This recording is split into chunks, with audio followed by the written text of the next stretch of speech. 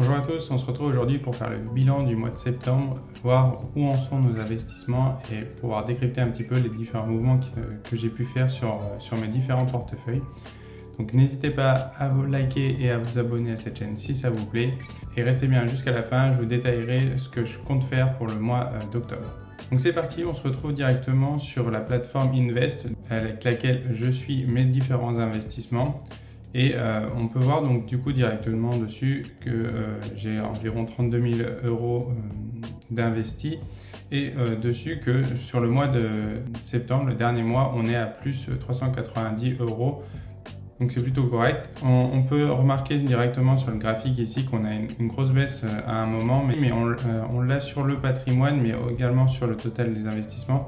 En fait, c'est simplement parce que j'ai vendu une action que j'avais. Et donc, vu que je n'ai pas réalloué cet investissement dessus, on s'est matérialisé par une baisse.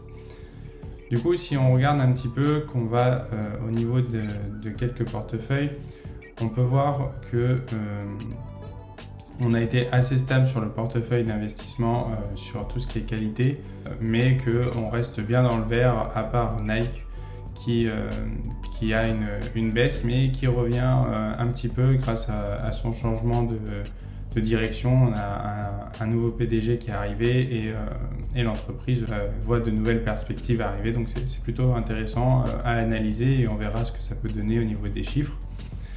Sur le reste, on est plutôt bien, donc c'est bien au niveau de ce portefeuille là.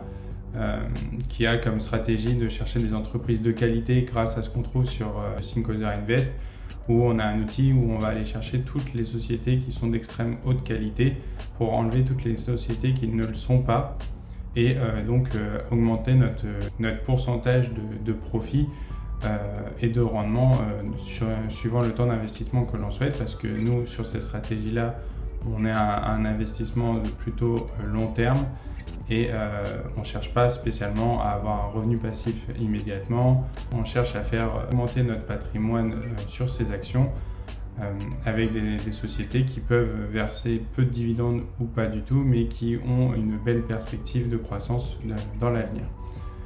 Ensuite, au niveau du portefeuille que l'on fait ensemble sur la chaîne, donc, que vous pouvez voir sur les différents épisodes, on est à 150 euros d'investissement et pour le moment on n'a pas trop bougé, ça a un peu stagné, donc en soi il n'y a pas trop de variations. On se rend compte que l'ETF sur le S&P 500 est en croissance de quasiment 5%, mais que le ETF sur le Japan Topics est lui un petit peu en recul à 2,5%. Donc en soi, c'est pas très important. Le but, c'est de continuer à diversifier et à vous montrer, grâce à un portefeuille assez simple et Trade Republic, que tout le monde peut investir. Je rappelle que tout ce que je vous montre ici et sur cette chaîne, ce n'est pas un conseil en investissement, ce n'est simplement une suite d'informations qui vous permettra d'augmenter votre éducation financière afin que vous puissiez prendre vos propres décisions, continuer à faire vos recherches et commencer ou continuer à investir dans différents actifs. Donc n'hésitez pas à vous abonner. Maintenant, au niveau de la crypto-monnaie, donc on se rend compte que sur le dernier mois, on est pas mal augmenté. On est arrivé quasiment à 11 000 euros sur le portefeuille, alors que l'on était à peine 10 000 sur le mois précédent. Donc on voit que ça a pas mal augmenté. Puis avec le Bitcoin qui réaugmente ces derniers jours, donc sachant que la plupart des altcoins vont suivre le Bitcoin dans un premier temps, c'est assez logique. Donc on est un petit peu en dessous de notre total investi, mais en soi on reste sur un investissement plus long terme. Et donc les positions, ce qui est important sur le Bitcoin, c'est de ne surtout pas succomber au FOMO, donc à la peur, et donc du coup vendre au mauvais moment. Et en faisant ça, en fait, en ayant une vision long terme, on augmente notre probabilité d'avoir un rendement et une performance élevée. Donc voilà pour les différents portefeuilles. À côté de ça, ce que j'ai prévu donc, sur le mois d'octobre, c'est de réallouer une bonne partie de ma vente d'une action que j'avais au préalable et que j'ai vendue. de réallouer sur différentes actions afin de continuer mes investissements.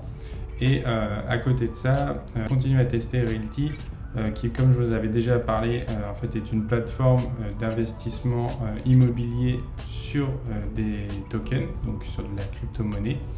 Et le but, c'est que vous pouvez acheter des parties de bâtiments, de maisons qui vont vous rapporter un rendement de plus ou moins 8 à 10% suivant le type de bien. Et tout ça pour la plupart du temps un achat d'un token environ de $50. Donc pour le moment, je continue à le tester avant de vous faire une vidéo exclusivement sur cette plateforme, voir ce qu'il en est. Là, j'ai récemment une maison donc, à San Angelo, donc aux États-Unis. Et je vais continuer à investir un petit peu sur plusieurs maisons, voir un peu comment ils nous versent les rendements de ces propriétés et voir un petit peu ce que ça pourrait donner.